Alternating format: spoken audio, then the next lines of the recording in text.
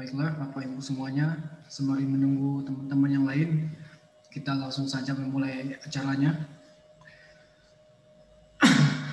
Assalamualaikum warahmatullahi wabarakatuh.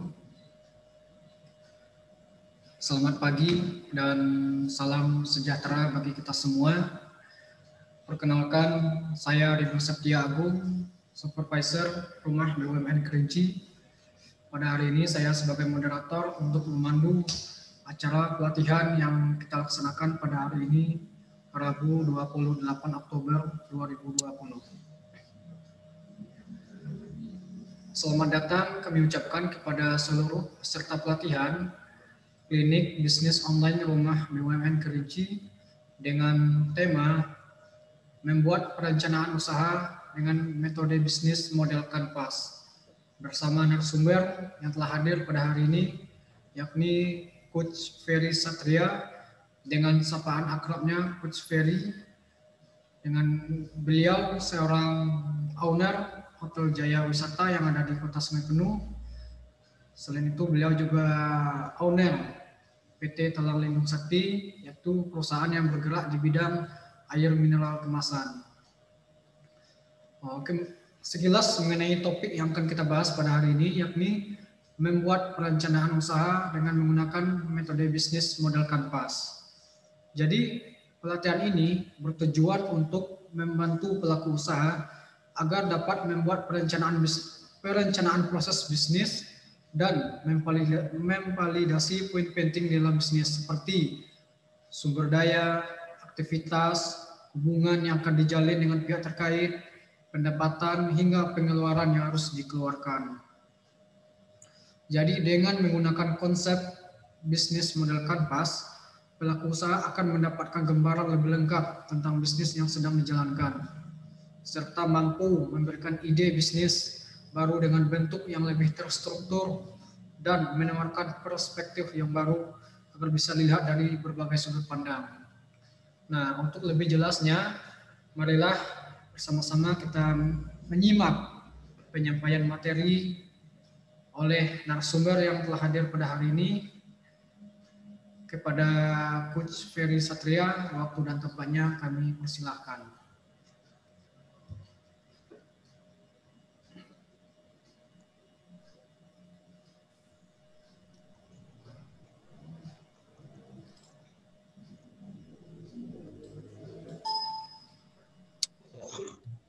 Assalamualaikum warahmatullahi wabarakatuh. Waalaikumsalam warahmatullahi wabarakatuh. Ya, salam kenal dan selamat bertemu kembali. Mungkin kalau sudah ada yang pernah mengikuti, salam kepada untuk sahabat UKM semua yang tergabung dalam rumah BUMN Kerinci ya, rumah BUMN Kerinci.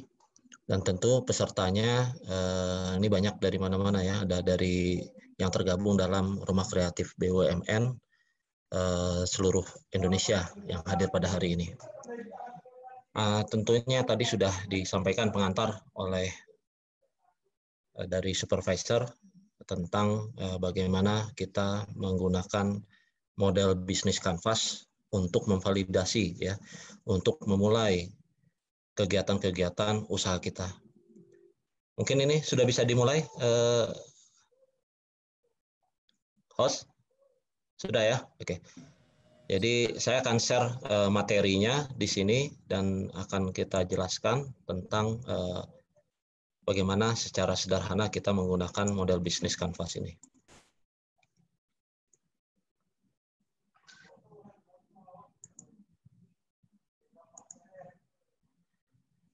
Ya, mungkin kita mulai dulu Bu, Bapak yang hadir pada hari ini.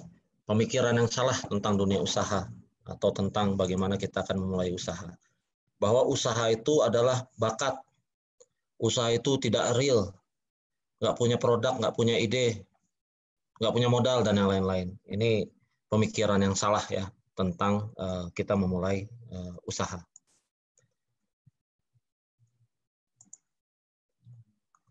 Dan alasan ketika kita belum memulai wirausaha, ini kebanyakan klasik semua. Seperti yang sudah disampaikan sebelumnya, pertama belum punya modal. Ada juga yang sudah punya modal, namun takut rugi. Ya. Ada juga belum punya ilmunya, bingung harus mulai dari mana. Ada juga yang belum punya dana nih untuk mengikuti training. Nah ini alhamdulillah dari RKB Kerinci sudah banyak memfasilitasi untuk kegiatan-kegiatan untuk membina kita memulai usaha atau memperbaiki usaha-usaha kita yang sudah berjalan dari sisi marketing, dari sisi keuangan, dari sisi inovasi produk dan yang lain-lain. Itu sudah dilakukan oleh RKB. Mungkin terima kasih ini sebelumnya atas nama wirausahaan atau UKM yang ada di seluruh Indonesia atas inisiatif yang sudah dilakukan oleh RKB. Tidak punya mentor dan komunitas, nah makanya komunitas ini juga menjadi satu hal yang penting. Salah satunya di RKB inilah kita bisa memiliki komunitas dan punya mentor di sini.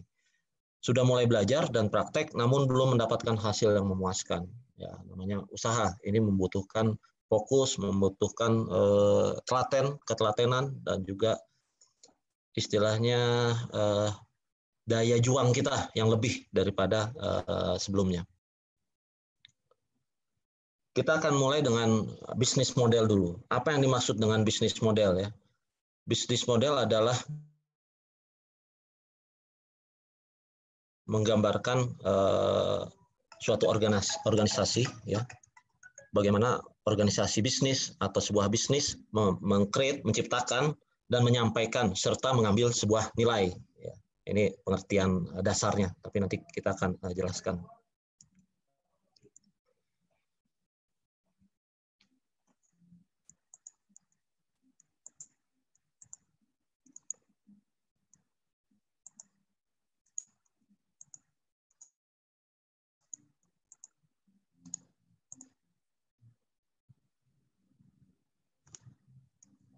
Aduh, ini mohon maaf.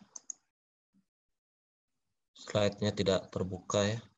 Saya perbaiki dulu.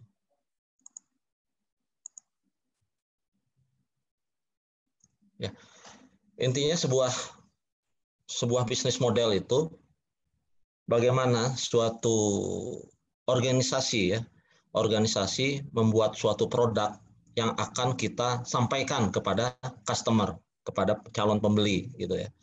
Dan bagaimana customer menghasilkan ya, menghasilkan di sini ada revenue, menghasilkan penghasilan untuk dikembalikan dan untuk didapatkan kepada si pengusaha atau organisasi. Nah ini bisnis model yang sederhananya. Nah sekarang yang dikenal salah satunya adalah bisnis model Canvas.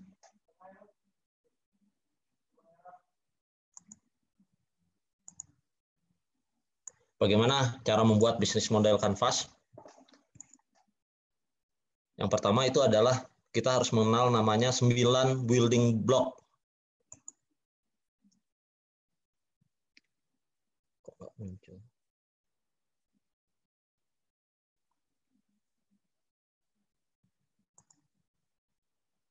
Mohon maaf, ini diulang dulu, diambil dulu ininya filenya. Tadi ada kesalahan, tidak muncul.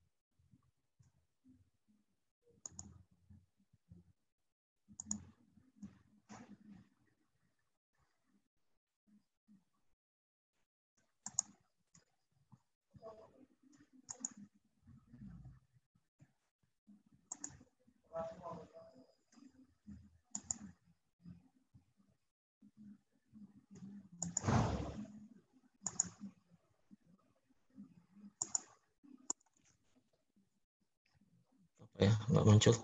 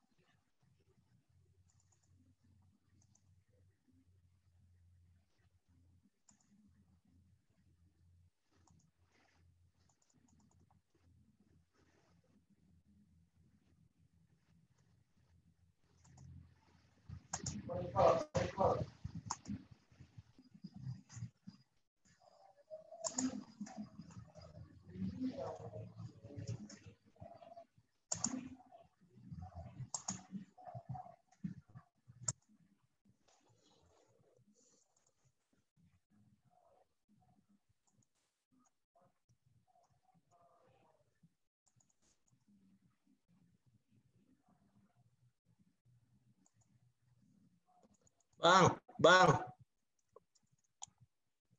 Oh, hilang ya? Sebentar ya Bu ya, ini lagi ada kesalahan teknis sebentar. Lagi diperbaiki. Siap menunggu.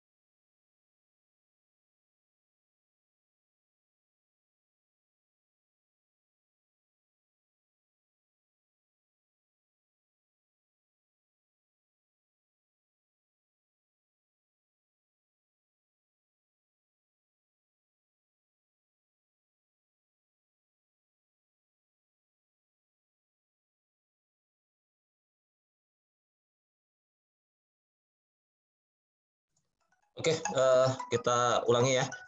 Kita share lagi filenya. Ada kesalahan teknis.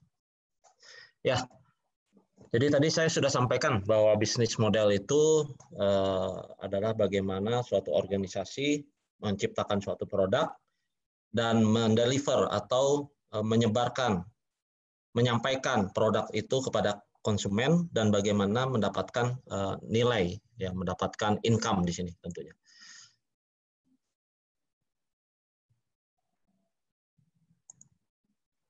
Oke. Jadi bisnis model yang paling standar adalah di sini bisa kita lihat bagaimana kita membuat, ya, create, membuat suatu produk, terus bagaimana kita produk servisnya itu di-deliver dengan cara seperti apa. Bisa dengan cara kita membuat booth, kita membuat toko, online, dan yang lain-lain. Dan bagaimana customer mendapatkan produk, ya, dan menghasilkan revenue atau menghasilkan pendapatan yang didapat oleh organisasi atau perusahaan. Nah, ini standarnya atau sederhananya yang disebut dengan bisnis model. Bagaimana dengan bisnis model kanvas? Nah, ini yang akan kita bahas pada hari ini. Apa aja nih, ya, yang kita buat dan apa aja peralatan yang dibutuhkan untuk membuat suatu bisnis model. Yang harus kita kenali adalah yang pertama yaitu 9 building block. Dalam model kanvas itu dikenal 9 building block. Bangunan yang pertama itu adalah yang disebut dengan customer segment. Nah, ini Bapak-bapak, Ibu-ibu, ketika kita membuat suatu model kanvas, kita yang pertama kali harus kita lakukan, yang harus kita validasi adalah customer segmentnya. Gitu. Di sini mencakup pelanggan dan pengguna mana yang akan kita layani.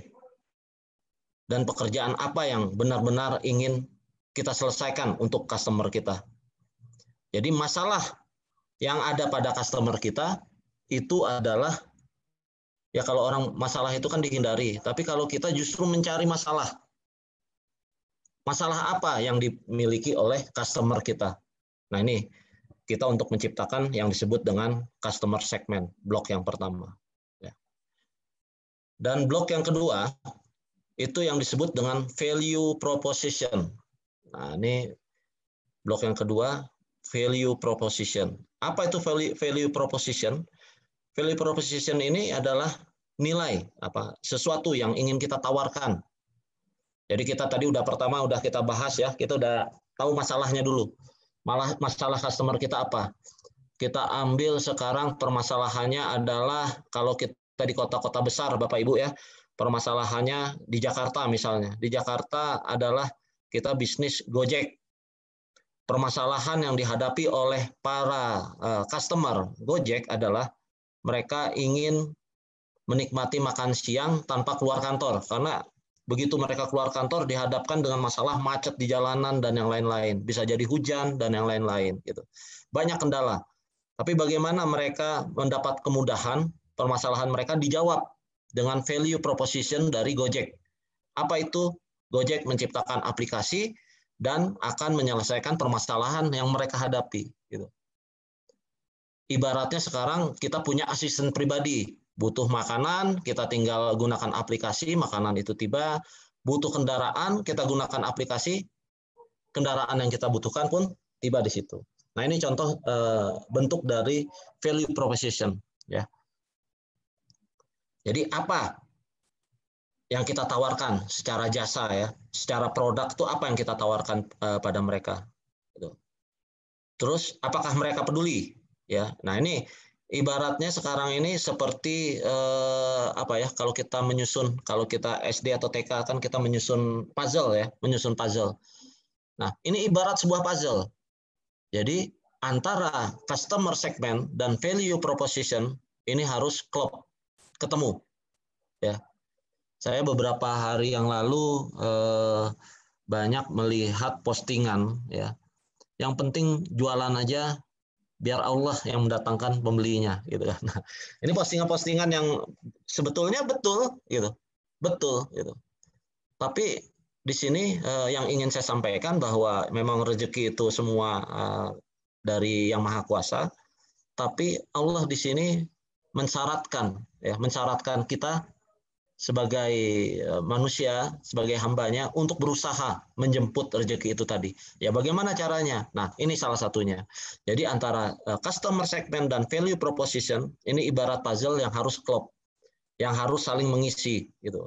Jadi kebutuhan customer atau kebutuhan konsumen terpenuhi dengan apa yang kita tawarkan. Dan yang ketiga, channel. Ya, bagaimana setiap pelanggan ingin dijangkau? Melalui titik interaksi yang mana ya. Ini yang dimaksud dengan channel di sini adalah bagaimana kita mendistribusikan produk kita ya. Bagaimana cara berjualan kita? Apakah kita melalui booth, melalui toko, melalui distribusinya melalui truk, melalui jalan darat, jalan udara, melalui online ya, melalui offline ya. Ini yang harus kita pikirkan, bagaimana menjangkau mereka gitu kan. Melalui juga promosinya, di sini kaitannya juga dengan promosi, bisa jadi melalui apa? Melalui media sosial ya. Di sini ada Facebook, ada juga melalui Instagram, ada melalui WA, ada melalui apa lagi? Melalui online ya, website dan yang lain-lain gitu. Jadi ini channelnya.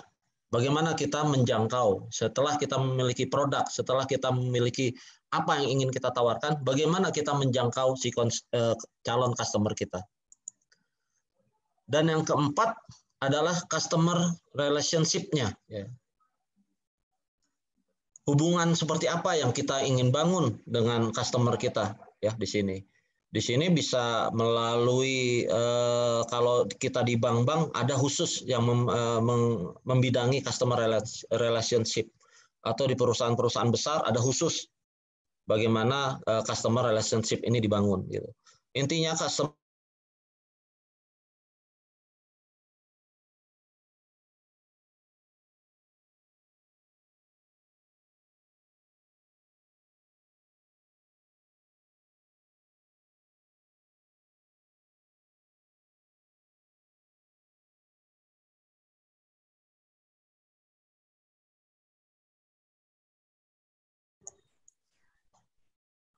Ya. Jadi kita kembali di sini customer relationship-nya ya. Saya bagikan ulang lagi. Jaringan agak kurang baik. Ya.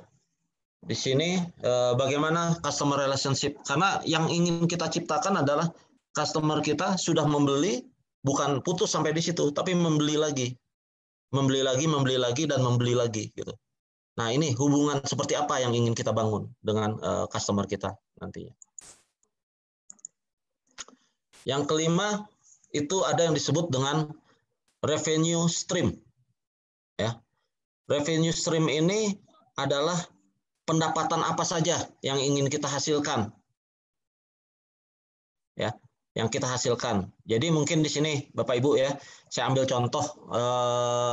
contoh tadi Gojek tadi ya. Kalau kita ambil contoh Gojek tadi, yang pertama mungkin pemikiran mereka adalah bagaimana mendatangkan ojek seperti kendaraan pribadi yang bisa dipanggil kapan saja dan di mana saja, gitu kan. Tapi setelah itu mereka berpikir lagi, oh bukan hanya jasa layanan ojeknya, tapi ada lagi yang lain, yaitu jasa layanan antar jemput makanan gitu ya. Di sini diciptakan lagi. Nah, ini revenue stream. Jadi dari satu item bisnis bisa dikembangkan lagi. Pendapatannya apa saja, bukan hanya dari ojeknya saja. Nah, itu tadi kalau Gojek. Kalau kita bicara yang lain, misalnya kita bicara tentang hotel ya, misalnya. Kita bicara tentang hotel. Di hotel itu sendiri, ya kalau kita bicara hotel, tentu bisnis utamanya adalah orang menginap di hotel tersebut. Tapi bagaimana revenue stream, bagaimana pendapatan lain-lainnya bisa kita hasilkan? Yaitu dari, misalnya dari laundry-nya, dari restorannya, ya, dari jasa-jasa lain yang bisa kita tawarkan di situ. Itu yang disebut dengan revenue stream. Jadi dari bisnis itu tadi, pendapatan apa saja yang ingin kita dapatkan. Itu yang kita rencanakan. Dan yang keenam itu adalah key resources-nya. Ya. Jadi sumber daya apa yang mendukung bisnis Anda? Aset mana yang penting? Gitu. Di sini bukan hanya kita bicara tentang key resources ini, tentang sumber daya bahan baku, tapi di sini juga adalah bahan pendukungnya, seperti tempat, lokasi, mesin, ya. Dan juga di sini bisa jadi yang harus kita masukkan adalah key resources ini skill-nya, keahliannya, ya, SDM-nya. Ya. Jadi banyak hal, sumber daya apa saja yang menjadi kunci dari untuk menjalankan bisnis kita itu tadi. Dan yang ketujuh, key activity. Key activity ini adalah aktivitas kunci ya dalam menjalankan produk kita. Kita ambil contoh yang simpel lagi, misalnya produknya adalah bisnis kue kering misalnya.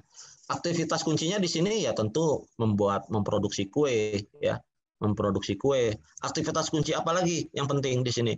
Yaitu marketingnya, bagaimana menjual kue tersebut. Aktivitas apa lagi yang dilakukan di situ? Di sini ada bagian keuangannya, bagaimana mengelola keuangannya, bagaimana nanti pembeliannya ya, pembelian bahan baku. Ya, setelah kita bicara penjualan, tentu kita bicara pembelian bahan baku dan lain-lain. Bagaimana pengelolaan keuangannya di sini gitu. Di sini key activity ya. Key activity ini bagaimana kita di sini mengatur aktivitas-aktivitas pendukung terhadap bisnis kita itu tadi. Dan yang kedelapan ada yang disebut dengan key partner. Key partner ini apa? Key partner ini adalah partner yang menjadi kunci dalam kegiatan kita menjalankan usaha kita. Di sini bisa jadi mitra, ya, investor. Di sini bisa jadi mitra suplai bahan baku. Di sini juga bisa jadi mitra tempat kita menjajakan produk kita. Misalnya kita punya bisnis laundry dan mitra kita adalah sebuah hotel berbintang di kota kita, dan ini mitra kita, ya. Bagaimana kita bermitra dengan mereka, memasukkan bisnis kita di dalamnya. Terus yang ke-9 itu ada yang disebut dengan cost structure. Nah, seperti cost structure ini seperti bagaimana yang sudah disampaikan oleh pembawa acara tadi. Di sini biaya apa saja yang timbul, ya. Dari mulai kita menciptakan produk sampai kita mengantarkan produknya dan sampai uang itu masuk lagi ke kas perusahaan kita. Ini cost structure yang harus kita kembangkan. Dirinci, Bu. Bapak Ibu di sini dirinci. Apa saja kebutuhan biaya yang kemungkinan akan timbul. Di situ misalnya ada listrik, air, di situ ada lagi gaji, ya, ada fixed cost dan ada juga fixed cost itu adalah biaya tetap dan ada juga biaya yang tidak tetap, ya. Kalaupun di sini ada misalnya yang tidak tetap itu contohnya adalah buruh harian, ya, buruh harian. Bisa saja nanti buruh harian itu kita sistemnya adalah dari barang yang laku misalnya, atau juga di sini ada dropship-nya, ya, ada dropship-nya, sistem marketing kita menggunakan dropship. Nah, ini kan nggak tetap karena biaya itu akan timbul ketika mereka menjual produk kita. Nah, itu yang disebut dengan cost structure.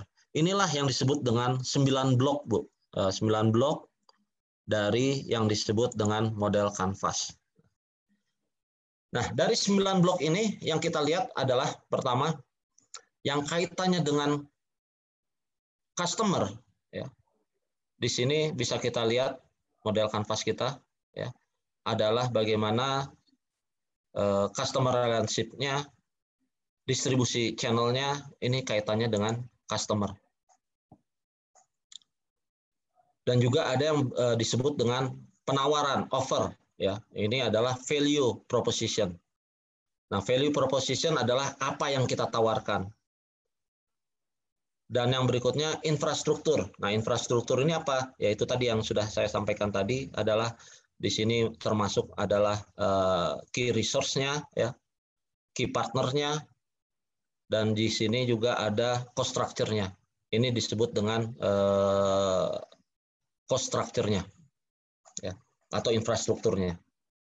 Jadi ada 3 bagian yang bisa kita pisahkan menjadi 3 bagian penting. Yang pertama customer, penawaran, udah itu infrastruktur, dan yang terakhir baru kita bicara tentang finance yang paling bawah, yaitu cost structure dan revenue stream.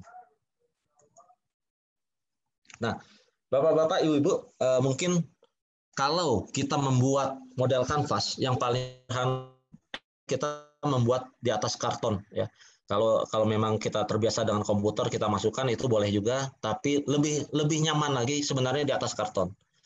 Dengan model yang tadi sudah kita gambarkan, ya, ada customer segment, ada customer relationship-nya, channel-nya, ada value proposition-nya. Nah, ini ada 4 yang paling penting.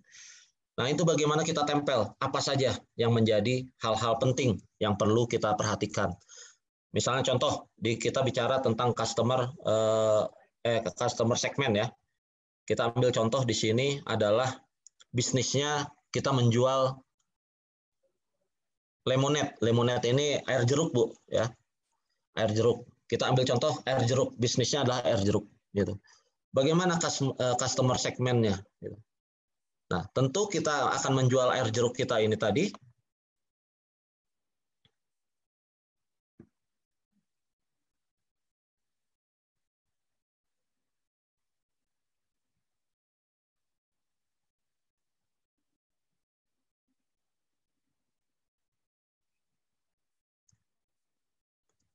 Ya, kita ambil contoh tadi air jeruk, Bu. Bapak-bapak, Ibu-ibu, ya. Kita ambil contoh air jeruk di sini. Bisnisnya adalah air jeruk. Customer segmentnya apa? Gitu. Yang kita bayangkan sekarang mau menjual air jeruk ini, yang air jeruk yang segar, ya, yang dingin, tentunya saat seperti apa? Ini pertama yang kita bayangkan. Oh, yang dibayangkan adalah air jeruk ini akan kita jual di lapangan atau di taman, gitu. Sehingga yang menjadi customer segment kita adalah pengunjung dari taman tersebut, gitu. Nah, ini kita udah menentukan customer segmentnya. Customer segmentnya di sini kita misalkan adalah pengunjung dari taman. Lalu apa yang kita tawarkan? Value proposition-nya. Apa yang kita tawarkan? Yang kita tawarkan yang kedua adalah minuman segar. Minuman di sini orange juice yang bisa langsung pesan dan dibawa, ya. Jadi bukan bisa minum di tempat, bisa juga langsung dibawa, gitu kan. Dan yang ketiga, channel-nya. bagaimana kita menjangkau customer segmen kita yang ada di taman tadi, yaitu menggunakan di sini adalah channel distribution-nya. Melalui apa? Melalui booth sale, yaitu melalui gerobak di sini. Melalui gerobak dan melalui di sini juga ada website-nya gitu. Terus bagaimana relationship-nya, customer relationship-nya? Ya di sini yang tentunya kalau kita melakukan penjualan langsung seperti itu, kita butuh hubungan interaksi antara pembeli dan penjualnya. Bagaimana keramahannya, bagaimana kebersihannya, bagaimana rasanya. Nah ini yang tentunya akan mengundang customer kita untuk memiliki ikatan dan kembali lagi. Dan yang kelima, apa pendapatan yang dihasilkan dari kegiatan bisnis kita tadi? Selain kita menjual jus orennya tadi, tentu ada kembalian nih, kembalian yang sifatnya misalnya harganya 9.500, kan customer kita membayar dengan 10.000, mungkin tidak ada kembalian 500 rupiahnya. Nah ini kadang-kadang juga customer ya udah deh nggak apa-apa gitu kan. Ini tips ya. Tips atau tambahan. Nah, ini bisa kita masukkan sebagai revenue stream. Ya. Jadi selain dari apa namanya kita menjual orange juice-nya tadi, pendapatan yang kita dapatkan adalah tips dari customer. Karena apa? Karena mereka senang hubungannya berjual beli dengan kita dan tentunya juga memberikan tips. Dan yang keenam, key resource-nya ini apa? Ya. Sumber daya kuncinya apa? Ya tentu di sini adalah yang pertama produknya dulu, ingredient-nya, resepnya. Jadi tentu resep dari jus segar kita ini berbeda dengan yang lain-lain ya. Ada resepnya lah kasarnya seperti itu. Nah ini yang menjadi apa namanya key resource-nya, sumber daya utamanya. Dan apalagi ya tentu di sini adalah tenaga penjualnya, sales-nya. Dan apalagi dan tentu di sini adalah gerobaknya dan perlengkapannya. Nah ini contoh ya, bagaimana kita mengisi dari model kanvas. Dan yang ketujuh, key activity atau aktivitas kuncinya. Aktivitas kuncinya apa di sini? Pertama adalah kita membuat dari produk itu sendiri, membuat jus jeruknya. Ya. Bagaimana kita memasarkannya, promosinya. Bagaimana kita sellingnya, menjualnya, gitu. Nah ini aktivitasnya. Dan yang kedelapan di sini key partnernya.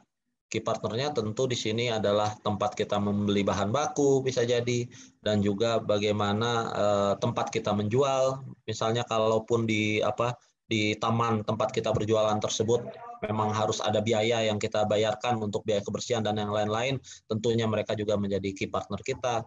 Kalaupun bisnis kita ini tadi melibatkan orang lain, investor, dan tentunya di sini adalah tenaga kebersihan yang ada di sekitar, itu bisa juga menjadi salah satu key partner kita. Dan yang terakhir, cost structure-nya. Cost structure-nya seperti apa di sini?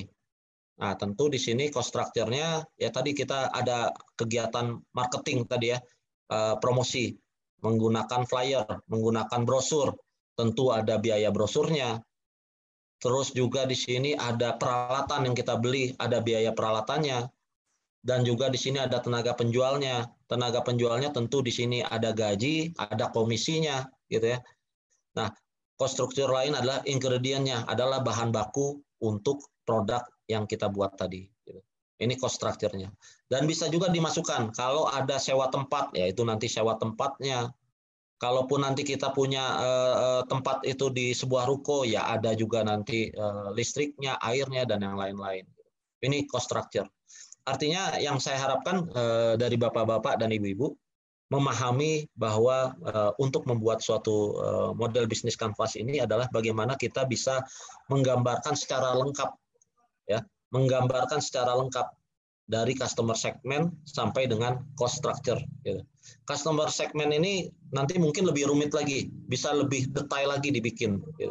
Misalnya tadi penjual, misalnya ada di sini kebanyakan menjual kue kering misalnya. Ya artinya customer kita ini siapa gitu. Untuk kue kering ini tadi siapa? Apakah orang-orang kantoran ya? Apakah di sini ibu-ibu? Apakah di sini customer segmen kita adalah anak muda dan yang lain-lain? Nah, ini bisa digambarkan di sini gitu. Sesuai dengan apa yang ingin kita tawarkan ya. Karena gini, karena kalau kita sekarang bicara tentang suatu bisnis dengan model kanvas ini, harapannya adalah kita bisa menciptakan suatu model yang baru gitu. Ya, kalau kita bicara tentang kue kering tentunya akan yang menjadi perbedaan adalah di value proposition-nya. Apa yang kita tawarkan yang menjadi perbedaan lebih dibandingkan dengan kue kering yang lain gitu kan. Misalnya dari sisi kemasan, misalnya dari sisi produk kita sudah berizin dari SNI atau dari Balai POM dan yang lain-lain gitu kan. Jadi kebersihannya itu terjamin. Nah, ini value proposition. Misalnya lagi dari sisi rasa, dari sisi bentuk, dari sisi pelayanan dan yang lain-lain. Nah, ini apa yang kita tawarkan sehingga kita menjadi lebih baik atau lebih memiliki value atau nilai dibandingkan produk yang lainnya. Jadi model kanvas ini, Bapak-bapak, Ibu-ibu, memudahkan kita untuk mengevaluasi. Gitu. Karena nanti bisa saja customer segmennya ini berubah. Kita tambahkan atau bahkan juga bisa kita kurangi. Gitu. Bisa lebih detail atau bisa lebih luas lagi misalnya. Mungkin itu yang bisa saya sampaikan tentang bagaimana kita menggunakan model kanvas. Dan nanti interaksinya kita lebih banyak mungkin dengan sesi tanya jawab akan lebih kita melihat implementasinya seperti apa model kanvas ini. Dan saya kembalikan kepada supervisor atau host. Sebelumnya saya ucapkan terima kasih. Billahi taufiq wal hidayah. Wassalamualaikum warahmatullahi wabarakatuh. Waalaikumsalam warahmatullahi wabarakatuh. Terima kasih kepada Coach Ferry yang telah menyampaikan materi yang sangat baik. Untuk selanjutnya kita akan memasuki sesi tanya jawab. Kepada peserta pelatihan yang ingin bertanya, silakan bertanya melalui fitur chat yang ada di aplikasi Zoom masing-masing dengan format nama _asal UMKM. Nanti kami akan memilih 2 pertanyaan terbaik. Bagi peserta yang beruntung akan mendapatkan voucher pulsa sebanyak 20.000.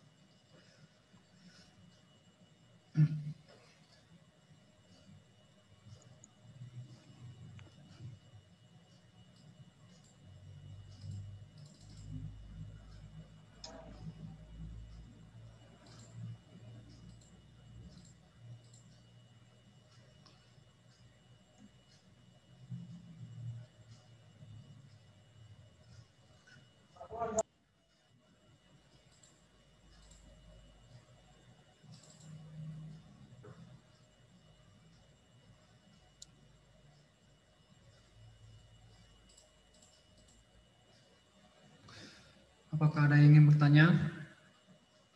Silakan bertanya melalui fitur chat yang ada di aplikasi Zoom masing-masing dengan format nama _asal UMKM.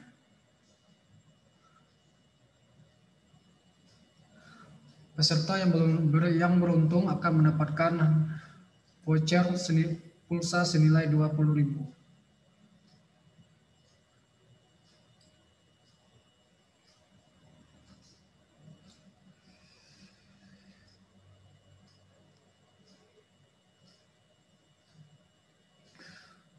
Oke, kita mendapatkan pertanyaan yang pertama dari Melan, asal Kota Sungai Penuh. Pertanyaannya adalah, apakah keunggulan dan kelemahannya dari bisnis model kanvas ini? Lalu apa yang akan terjadi jika kita belum menerapkan model kanvas ini? Itu bagaimana, Coach?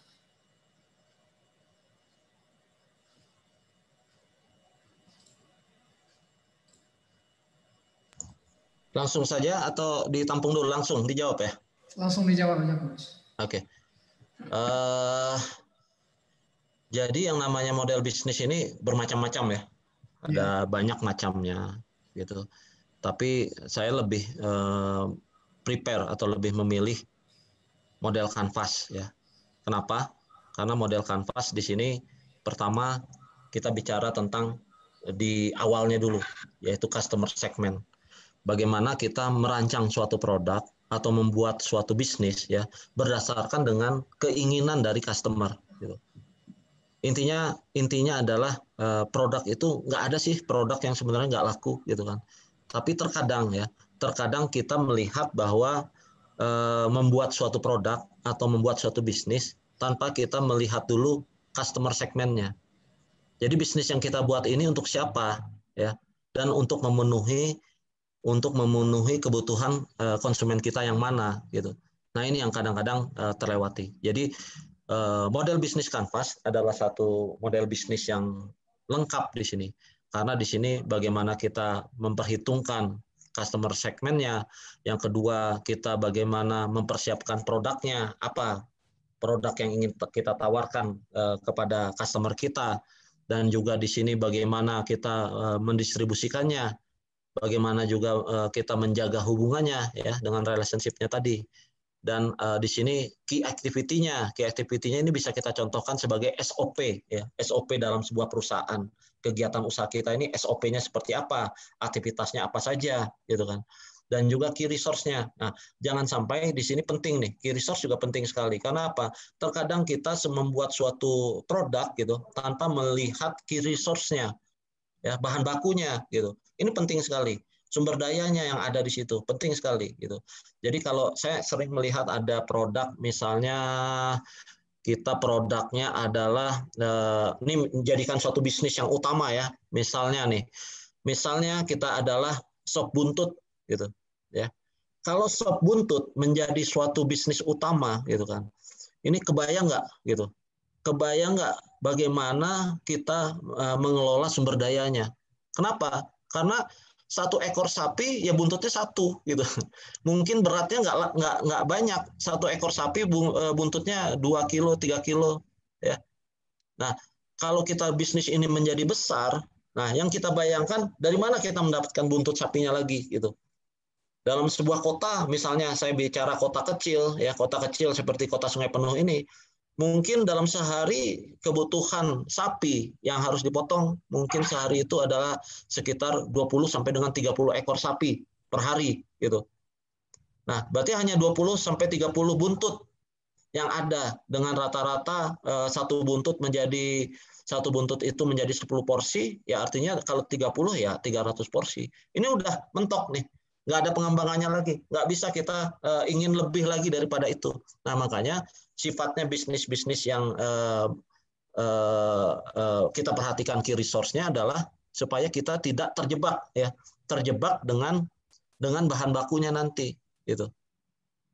Nah, ini sebagai gambaran ya. Nah, misalnya nanti bisnis utama kita adalah gulai otak sapi gitu misalnya.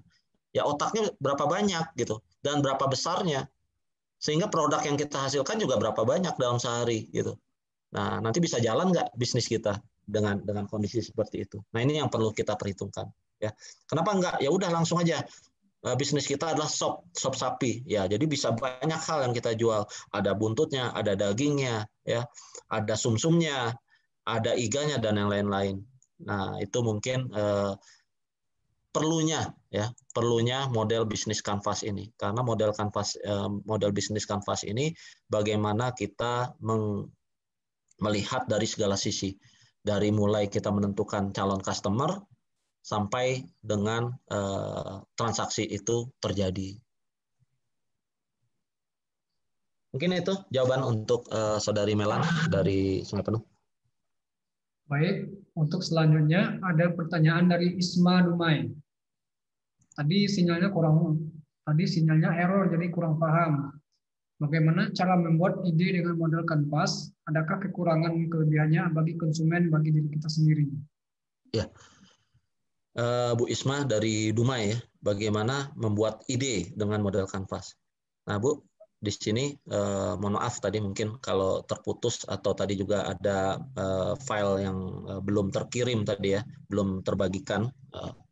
Di sini kalau kita bicara ide, ya, kita bicara ide berangkat dari customer segmennya. Kembali kita bicara tentang customer segment. Apapun itu yang nomor satunya adalah customer segmennya. Ya, karena customer segment ini menentukan siapa yang akan membeli produk kita. Gitu. Ya, intinya customer segment adalah yang menentukan siapa yang akan membeli produk kita, siapa yang membutuhkan produk kita. Gitu. Jadi di sini idenya berangkat dari customer segmentnya, Bu. Ya, kalau sekarang kita melihat contoh tadi kue kering ya, kebanyakan yang menjual kue kering. Kalau kita bicara tentang kue kering, di sini kue kering yang dijual dalam bentuk dikemas plastik, toples, mungkin itu udah biasa saja gitu kan. Mungkin customer ingin seperti apa lagi kebutuhannya supaya terpenuhi gitu. Nah, inilah nanti yang akan berkembang. Karena di sini customer segment ini akan terjadi perubahan manakala persaingan di bisnis yang sama akan terjadi gitu. Ya. Tentu ada saingan di kue kering ini kan banyak sekali, Bu. Dengan metode dan cara jualan yang berbeda-beda. Nah, disinilah ide-ide kreatif kita, inovasi-inovasi kita dibutuhkan ya untuk memenuhi keinginan dari customer kita. Gitu. Nah, itu dengan model Canvas kita selalu akan mengupdate, Bu, ya, mengupdate customer segmennya, kebutuhan konsumennya itu seperti apa. Kalau ada perubahan di kebutuhan konsumennya, oh sekarang kita yang paling mudah ini kan kita mengikuti tren, ya. Kalau sekarang kita kue kering, wah trennya kue kering itu kue kering yang sekarang asin-asin misalnya trennya, ya tentu juga kita harus ngikutin trennya yang asin-asin. Atau kue keringnya adalah yang manis-manis, tentu ikut tren juga di situ yang manis-manis. Makanya kita selalu update di sini customer segmentnya. Mungkin itu jawaban untuk Ibu Isma. Baik, terima kasih. Untuk selanjutnya ada pertanyaan dari Junaida dari Dumai. Saya mempunyai produk aneka kue kering dan aneka steak. Pertanyaan pertama, bagaimana cara menampilkan foto produk? Apakah dipisahkan atau satu persatu fotonya yang mau ditampilkan? Pertanyaan kedua, foto yang menarik bagaimana bisa ditonjolkan supaya customer-nya tertarik dengan produk kita? Ya, ini udah lebih ke ini ya, strategi menjual. Intinya gini, ketika produk kita sudah menjadi produk yang dibutuhkan, ya, sudah menjadi dibutuhkan customer, itu udah otomatis, Bu, kebutuhan terhadap produk kita itu akan selalu ada. Nah, sekarang ketika bagaimana strateginya kita menjual produk-produk itu sendiri, gitu. Mungkin di di produk Ibu ini banyak produk-produk ya. Ada tadi disampaikan di sini aneka kue kering ya. Nah, ini produknya tentu harus dipisahkan karena punya segmen yang berbeda gitu ya. Ada yang suka yang manis-manis, mungkin. Nah, produk Ibu yang manis-manis yang mana, produk Ibu yang kering-kering yang mana, gitu ya.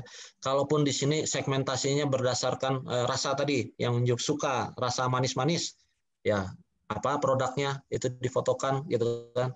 Dan suka yang produknya asin-asin, ya apa yang produknya asin-asin gitu kan. Nah, intinya di sini balik lagi ke strategi, Bu.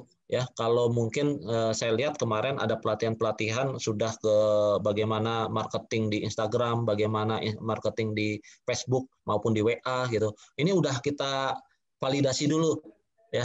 Udah divalidasi dulu. Yang mana yang ingin kita jangkau gitu kan. Kalau customer-nya kita ingin jangkau adalah yang berdasarkan usia ya. Misalnya yang muda-muda gitu kan, anak-anak milenial, tentu kita menjangkaunya lebih efektif dengan Instagram misalnya. Kalau yang sudah usia di atasnya lagi, mungkin dengan Facebook gitu. Nah, nanti akan kita riset lagi, Bu, bagaimana orang yang suka dengan kue-kue yang manis dan kering. Nah, ini kita riset lagi di situ. Risetnya dengan ya pertanyaan-pertanyaan, kita memancing customer gitu ya, memancing customer dengan Instagram kita ataupun melalui Facebook kita dengan pertanyaan. Jadi seperti survei lah. Nah, di sini juga nanti bisa kita lihat kesukaan customer itu seperti apa. Dan untuk foto produk ini sangat penting ya, sangat penting dan jangan asal-asalan gitu. Karena foto produk ini menentukan ya.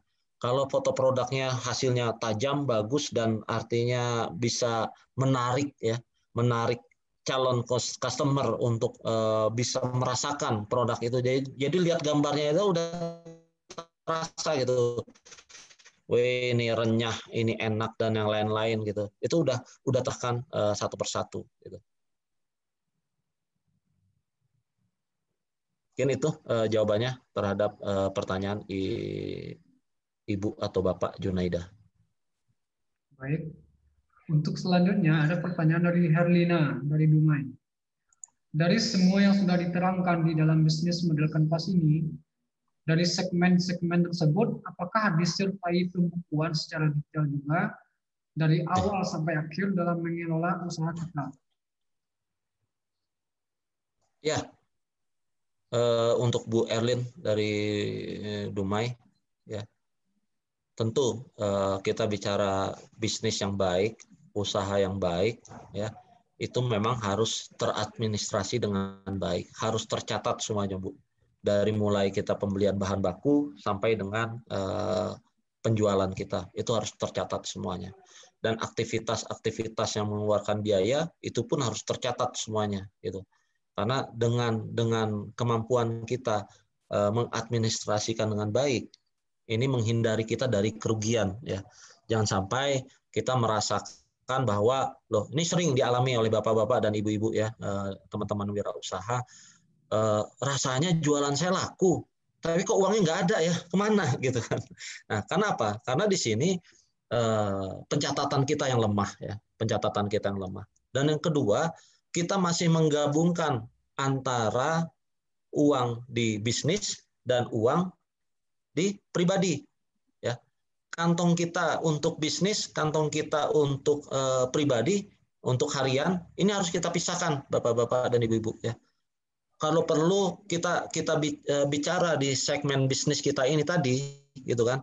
Kita ini digaji loh sama bisnis kita tadi gitu. Berapa yang ingin kita dapatkan dari bisnis kita tadi gitu. Supaya apa? Supaya bisnis kita sustainable ya, bisnis kita bisa berkelanjutan gitu.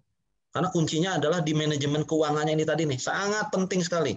Sering saya dengar orang bisnis bubar ya, karena apa? Karena bisnisnya laku tapi uangnya nggak ada gitu. Habis kok uangnya gitu kan. Padahal bisnisnya laku gitu. Ya, karena pencatatannya yang kurang baik gitu kan. Jadi pencatatan itu sangat penting, Ibu Erlin dari Dumai gitu. Jadi saran saya pisahkan dulu antara bisnis, uang di bisnis maupun uang di pribadi gitu. Kalau perlu kita digaji Bu sama bisnis Ibu gitu. Mau berapa Ibu di situ? Nah, Ibu tinggal cantumkan dan targetkan dari bisnis Ibu. Mungkin itu untuk Ibu Erlin. Terima kasih. Untuk selanjutnya pertanyaan dari Bapak Abu Bakar dari Semarang. Apa tolak ukur model kanvas yang saya buat berhasil dalam bisnis saya sehingga saya bisa mengevaluasi? Dan kapan periode yang tepat untuk mengevaluasinya?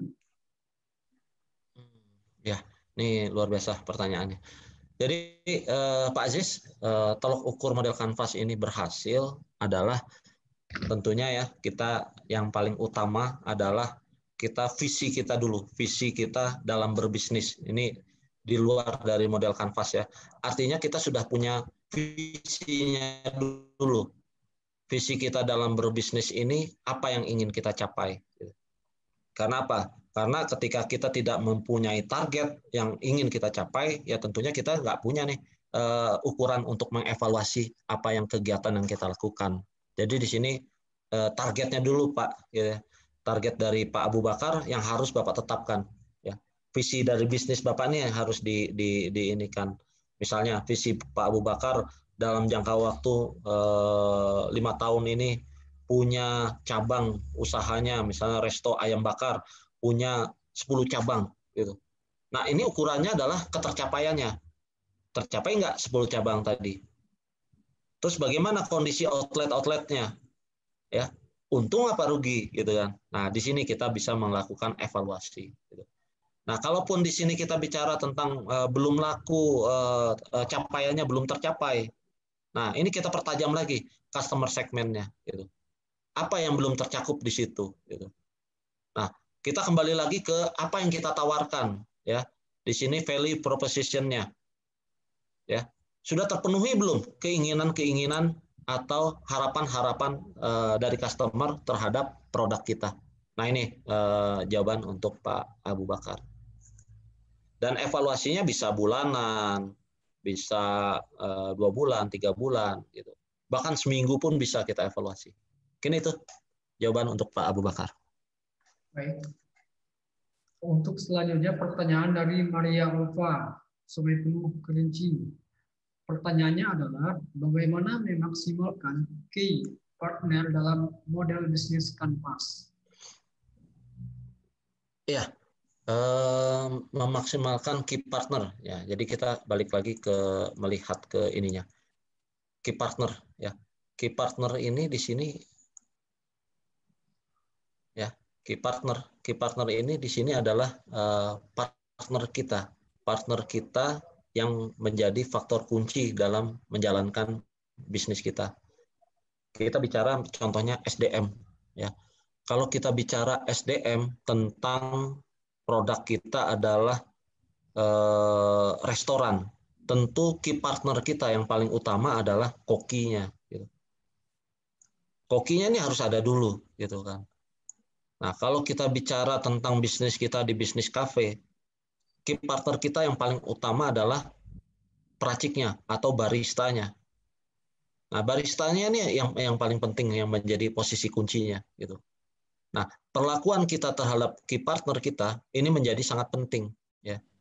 Karena ketika dalam bisnis kita terjadi turnover, ya, kalau turnover tenaga kerja di bidang-bidang yang tidak terlalu kunci, tidak terlalu menjadi poin penting, bisnis kita tidak akan terganggu.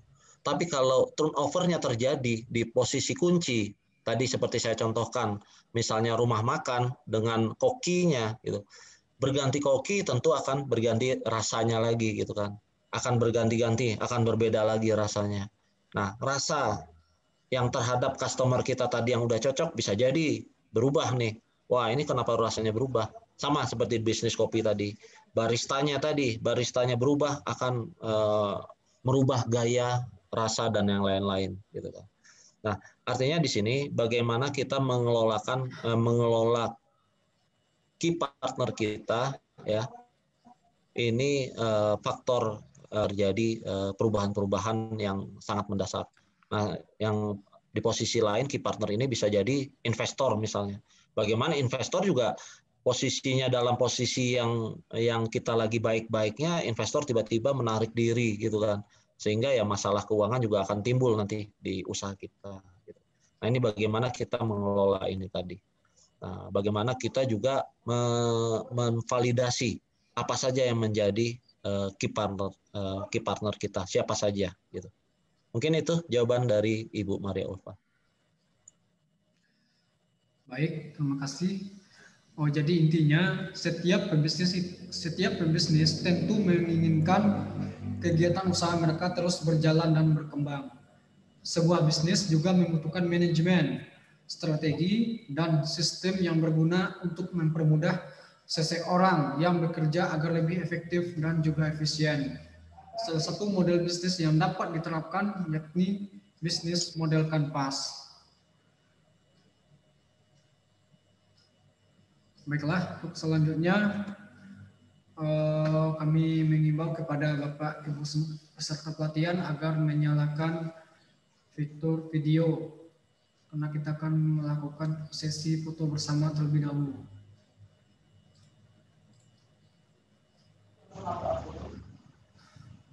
Setelah sesi foto bersama, kami arahkan kepada Bapak peserta pelatihan agar dapat fokus kepada grup WA karena nantinya akan diadakan berbagai kompetisi.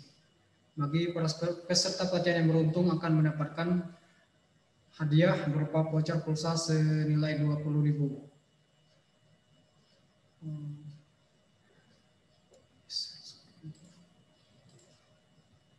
Sebentar.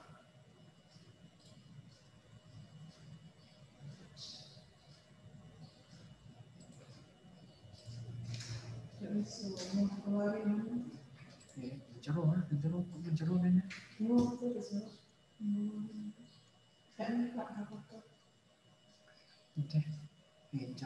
Ada nelpon ya kan? Sebentar. Oh, kepada narasumber. Bisa dimatikan dulu screen-nya, Coach. Halo.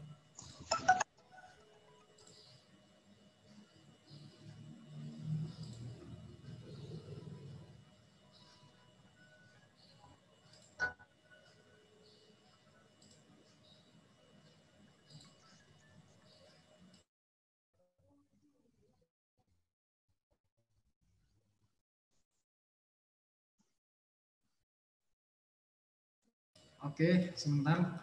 Semua mendengar apa-apa dari saya ya.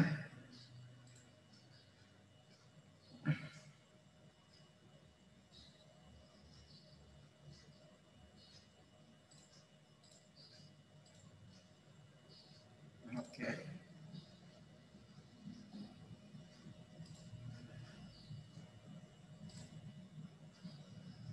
Kepada Bapak Ibu semuanya agar menyalakan fitur video terlebih dahulu.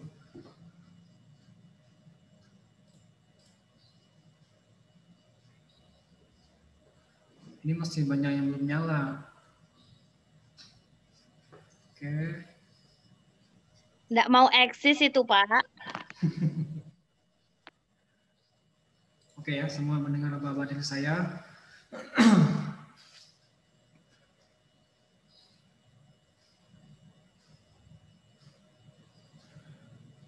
Oke. 1, 2, 3. Sebentar.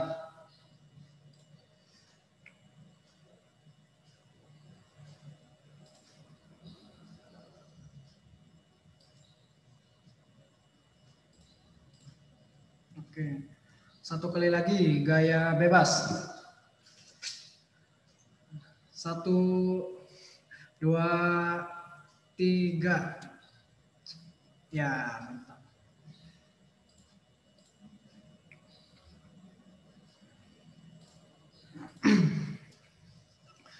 Bapak Ibu semuanya, saat ini kita telah berada di penghujung acara. Kami mengucapkan terima kasih kepada semua peserta pelatihan yang telah mengikuti diskusi klinik bisnis online Rumah BUMN Kerinci. Senang sekali bisa berkenalan dan berdiskusi bersama sahabat UMKM semuanya. Semoga ilmu yang disampaikan dapat memberi manfaat dan menginspirasi kita semuanya. Melalui pesan ini kami mohon maaf apabila terdapat kesalahan maupun kekurangan dalam waktu pelaksanaan. Akhir kata kami tutup mengucapkan wassalamualaikum warahmatullahi wabarakatuh. Waalaikumsalam warahmatullahi warahmatullahi wabarakatuh. Terima kasih, Pak.